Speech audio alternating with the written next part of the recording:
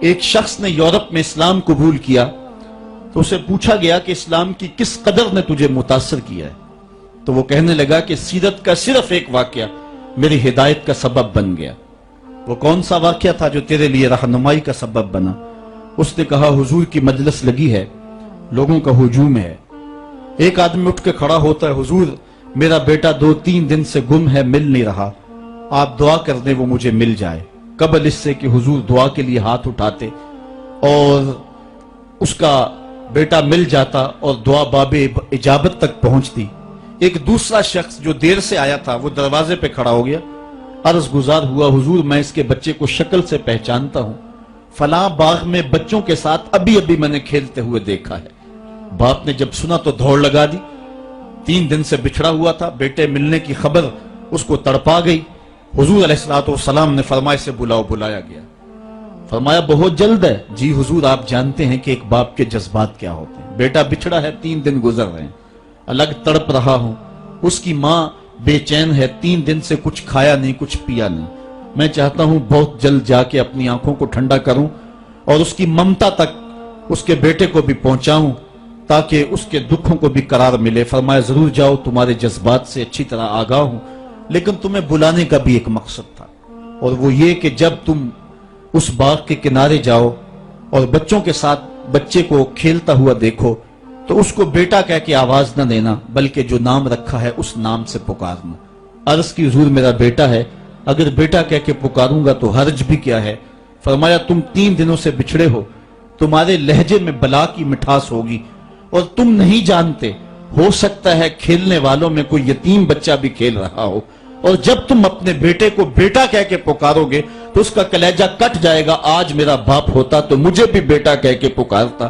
فرمایا یہ شوق گھر جا کے پورا کر لینا، لیکن جب بچے اکٹھے کھیل رہے ہوں تو وہاں اپنے بیٹے کو بیٹا کہہ کے نہیں، اس کے نام سے پکارنا ہے۔ یہ اسلام کا دیا ہوا مزاج ہے۔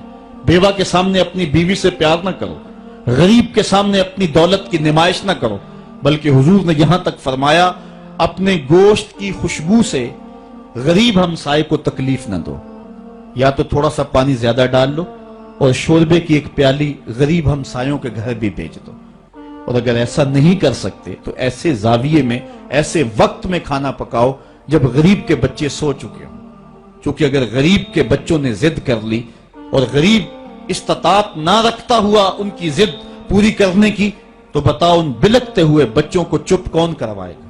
ان کے بہتے ہوئے آنسوں کو کون پوچھے گا؟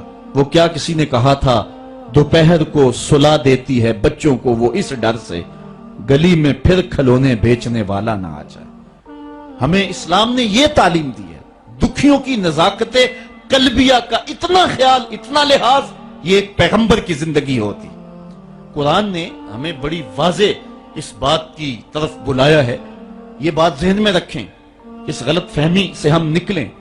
مسئلہ غریب کی مدد کا نہیں ہے، مسئلہ غریب کی عزت نفس کا ہے، یتیم کی دل جوئی کا مسئلہ ہے۔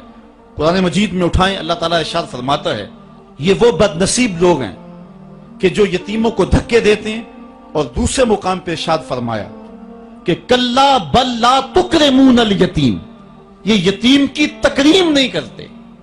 یتیم کو کھانا دینا اور بات ہے، اس کی تکریم اور اس کی عزت کے ساتھ اس کو کھانا دینا یہ اور بات ہے۔ یار بچا ہوا کھانا تو کتے کو بھی ڈالا جا سکتا ہے، بچی ہوئی دیکھ بار پھینکنے کی بجائے کسی کے منہ میں پڑ جائے یہ بات نہیں ہے، بات یہ ہے کہ اس کو تکریم دیتے ہیں یا نہیں دیتے ہیں۔ یہ جو عید کے موقع پہ غریبوں کو لائن میں کھڑا کر کے عید پیکج دے رہے ہوتے ہیں اور 10 اخبارات کے اندر تصویریں چھپتی ہیں اور بندہ اپنی اس نفسانی تسکین کو روحانی تسکین سمجھ رہا ہوتا ہے کہ وہ سمجھتا ہے کہ میں بہت نیکی کا کام کر رہا ہوں، بہت بڑا سماجی کارکن ہوں۔ ذرا غور کرے کہ اس نے غریبوں کی غربت کا مذاق تو نہیں اڑایا؟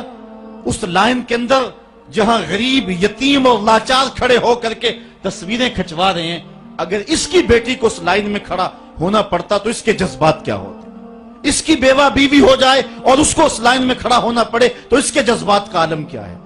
تو غریب کی مدد کا مسئلہ نہیں، اس کی تعظیم کا مسئلہ ہے۔ اور حضور کا ایک فرمان سنیے، فرمایا اس دھرتی پہ بہترین گھر وہ ہے جس میں یتیم کی عزت کی جاتی ہو، یتیم کی صرف کفالت نہیں بلکہ اس کی تکریم یہ اسلام کا معاملہ ہے۔